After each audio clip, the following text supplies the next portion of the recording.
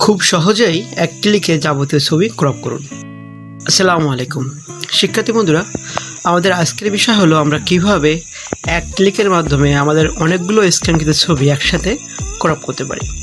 যারা আমরা রেগুলার আমাদের অফিসিয়াল বা আমরা দোকানে কাজ করি, তাদের সমস্যা হলো অনেক সময় অনেকগুলো ছবি একবারে আসে।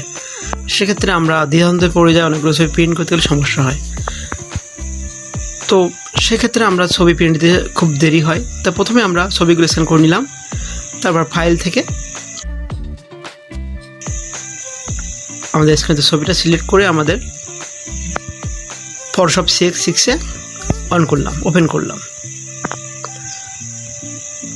তো ছবিটা অন হয়ে যাওয়ার পর জাস্ট ছবিটা সিলেক্ট করে আপনার ফাইল অপশানে ক্লিক করে সেখান থেকে সেখান থেকে ক্রপ অ্যান্ড স্টেশন ফটোস এটা ক্লিক করবেন। এটা ক্লিক করার পরপরই আপনার যাবতীয় ছবি তার নিজস্ব সাইজ অনুযায়ী ক্রপ হয়ে যাবে। আপনাকে আর কোনো ছবিকে স্পেশালভাবে তার সাইজ অনুযায়ী ক্রপ করতে হবে না। খুব সুন্দরভাবে আপনার ছবিগুলো একবারে যেগুলো আপনি স্ক্যান করেছিলেন সবগুলো ছবি একবারে স্ক্যান হয়ে গেল।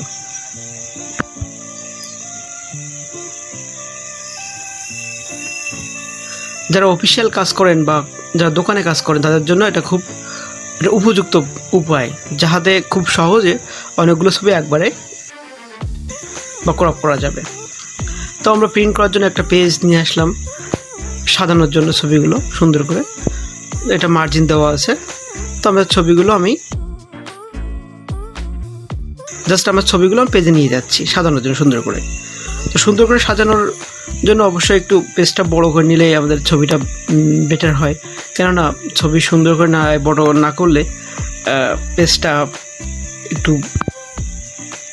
উঁচু নিচু পাওয়া যায় না, এটা কাগজ নষ্ট হয়ে যায় যদি সুন্দর করে সাজানো না হয়।